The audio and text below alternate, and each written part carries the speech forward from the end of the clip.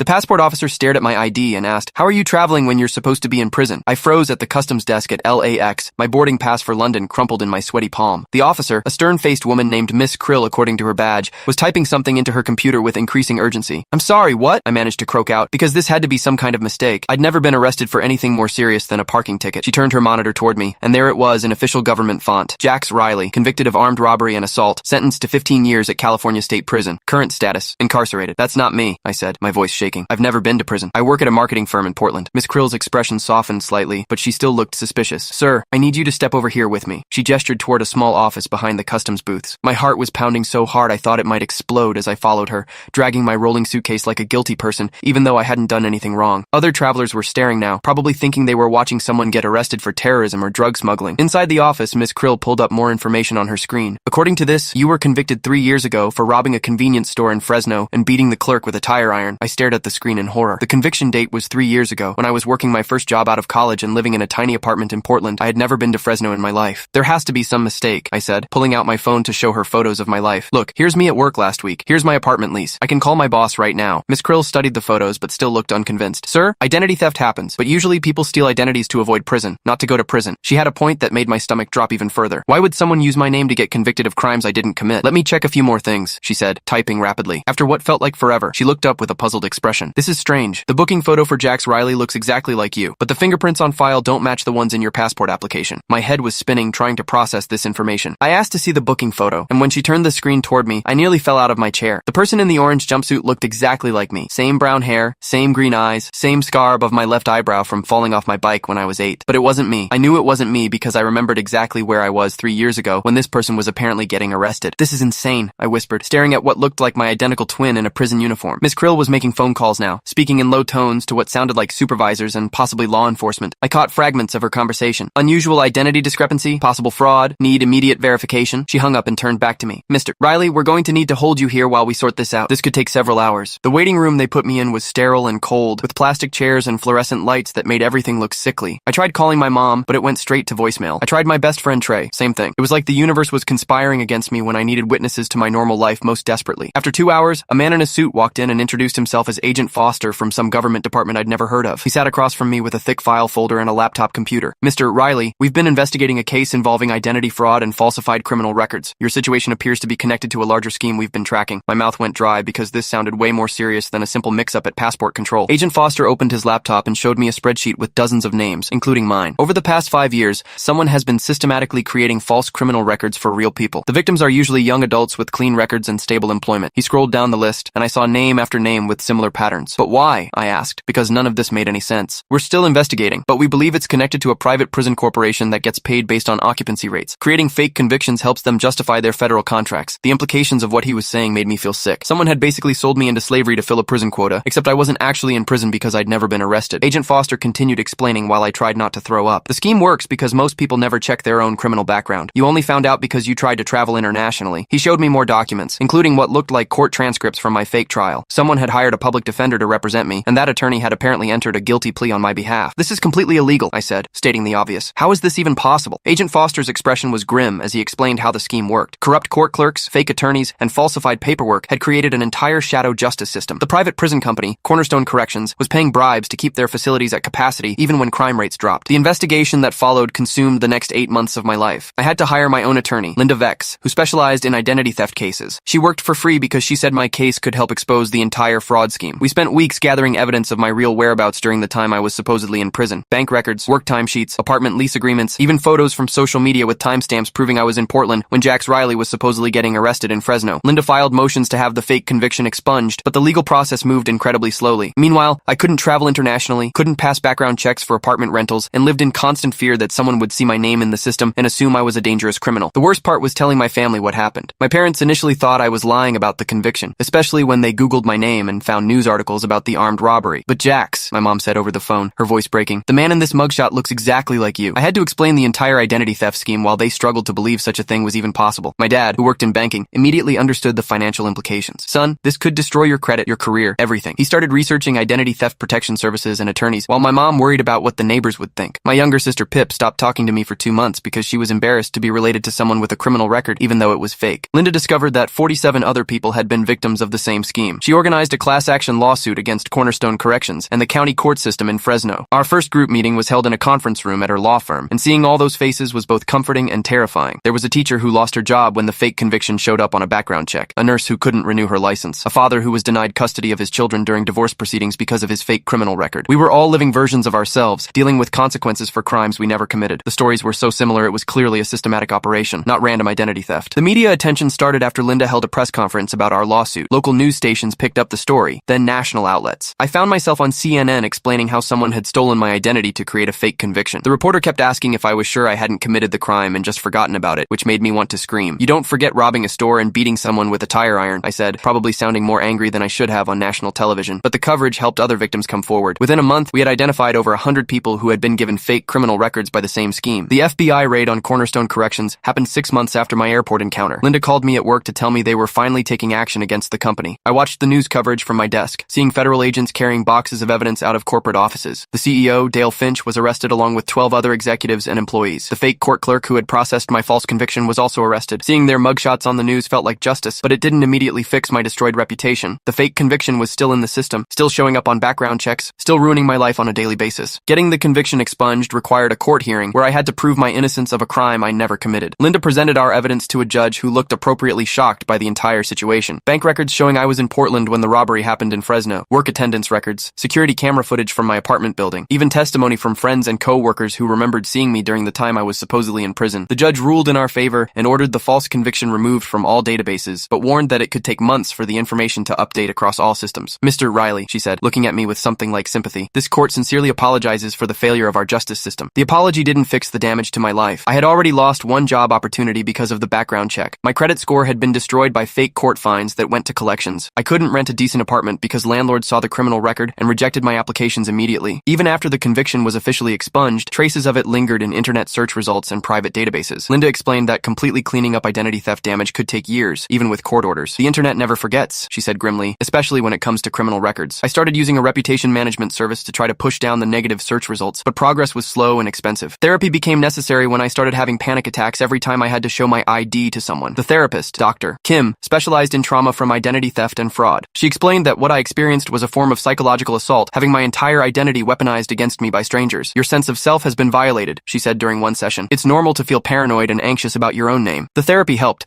but I still checked my criminal background report obsessively, terrified that new fake charges might appear. Dr. Kim taught me coping strategies for the anxiety, but admitted that complete trust in the system might never fully return. "You've seen behind the curtain," she said. "You know how easily someone can destroy your life with paperwork." The class action settlement took 2 years to finalize. Cornerstone Corrections agreed to pay $50 million to the victims, which worked out to about $300,000 each after legal fees. The money helped, but it couldn't repair the psychological damage or the years of stress. Some victims had lost marriages because their spouses couldn't handle being associated with fake criminals. Others had permanent damage to their careers in fields that required clean background checks. The teacher in our group never got her job back, even after the conviction was expunged. Parents had lost custody battles. People had been denied housing, loans, and employment opportunities. The settlement money felt like compensation for having our lives destroyed by corporate greed and systematic corruption. Dale Finch, the Cornerstone CEO, got sentenced to 15 years in federal prison for fraud, bribery, and racketeering. The irony wasn't lost on any of us that he got the same sentence I was supposedly serving for armed robbery. During his sentencing hearing, he apologized to the victims and claimed he never intended for innocent people to be hurt. Linda laughed bitterly when she read that quote to our support group. "He knew exactly what he was doing," she said. "Creating fake criminals was the whole business model. The court clerk who processed my false conviction got 3 years. The fake public defender who entered my guilty plea got disbarred and sentenced to 5 years. It felt like justice, but it couldn't undo the trauma of believing my own government had labeled me a violent criminal. Rebuilding my life after the settlement required moving to a different city where nobody knew about my case. I relocated to Denver and started over with a new job, new apartment, and new social circle. I didn't tell people about the identity theft initially because explaining it was exhausting, and most people couldn't comprehend how such a thing was possible. Dating was complicated because background checks are standard now, and I had to explain why searches of my name might still bring up old articles about fake convictions. I met Sarah at a coffee shop near my new apartment, and after we'd been seeing each other for 2 months, I finally told her the whole story. She listened with wide eyes and then Googled my name immediately. "Holy shit," she said, scrolling through news articles. "This actually happened to you." Sarah became my strongest supporter during the final stages of legal cleanup. She helped me monitor my credit reports and online reputation. When we decided to move in together, she dealt with landlords who had questions about my background check discrepancies. Having someone who believed my story completely made an enormous difference in my mental health. Dr. Kim said that support from trusted people was crucial for recovery from identity theft trauma. "You need witnesses to your real life," she explained. "People who can confirm that you are who you say you are." Sarah was that witness, along with my family and close friends who had stuck by me throughout the whole ordeal. 3 years after that day at LAX, I finally took the international trip I had been planning. planning. Sarah and I flew to London for our honeymoon, and when I handed my passport to the customs officer, my heart still raced. But the officer just stamped it and waved us through without any drama. Standing in Heathrow Airport, I realized I had been holding my breath for 3 years, waiting for the other shoe to drop. The fake conviction was really gone from the system. I was finally free to be myself again, not some corporate scheme's version of a criminal. Sarah squeezed my hand as we walked toward baggage claim, and I felt like I was reclaiming my own identity after years of fighting for it. The support group Linda organized continued meeting monthly, even after the settlement was distributed. We had all been through something that most people couldn't understand, and talking to others who had lived it helped process the ongoing trauma. Some members were doing better than others. The nurse had gotten her license back and found a new job. The father had regained custody of his children, but others were still struggling with anxiety, depression, and trust issues. We all agreed that the experience had changed us permanently. You can't unknow that your entire identity can be stolen and weaponized, one member said during a meeting. It changes how you see everything. We were survivors of a crime that most people didn't even know was possible. I started speaking at conferences about identity theft and criminal justice reform. My story became a case study in how private prisons create perverse incentives for mass incarceration. Law students studied my case to understand how corruption can infiltrate court systems. I testified before a congressional subcommittee about the need for better oversight of private prison contracts. Standing at that witness table, looking at senators and representatives,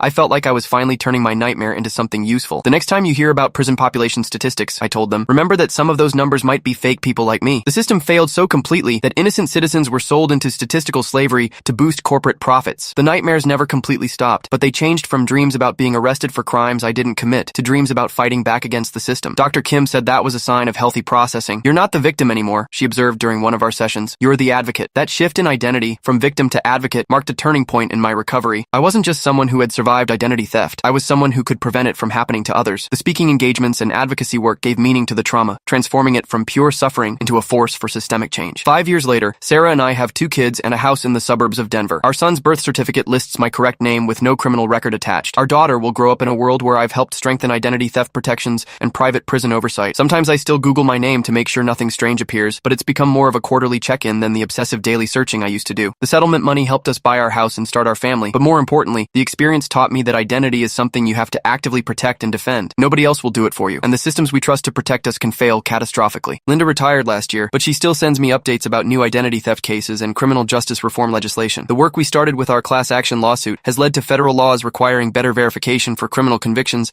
and stronger penalties for false record creation. Cornerstone Corrections went bankrupt and was dissolved, with its facilities sold to companies with better oversight. Dale Finch is still in federal prison, where hopefully he's learning what it actually feels like to be incarcerated. The fake court clerk who processed my conviction died of a heart attack 2 years into her sentence. I felt nothing when Linda told me about her death. Some betrayals are too deep for forgiveness. Dr. Kim says I've made remarkable progress in rebuilding trust and moving forward with my life. The panic attacks are rare now, usually triggered only by situations involving government documents or background checks. I've learned to prepare for those moments with breathing exercises and positive self-talk. You know who you are, I remind myself when anxiety starts building. You have proof of your real life. The evidence binders Linda and I assembled during the legal battle sit in our home office, thick folders full of documents proving my innocence and identity. I haven't opened them in over a year, but knowing they exist gives me comfort. They're my insurance policy against anyone who might ever again try to steal my life. The strangest part of the whole experience was realizing how much of our identity depends on systems we never think about. Criminal databases, credit reports, background check services, they all form this invisible infrastructure that determines what opportunities we get in life. When someone corrupts that infrastructure, they can destroy you without ever meeting you face to face. But they can't change who you really are inside, and they can't take away the people who love you. Sarah and I renewed our vows on the 5th anniversary of the airport incident, surrounded by family and friends who had supported us through everything. As I looked into her eyes and repeated my promises, I realized that no amount of paperwork fraud could touch what we had built together. That's the identity that really matters. Thanks for hanging out until the end. If you enjoy diving into these kinds of stories, hit that sub button and stick around. And tell me in the comments what you think. I read through them all.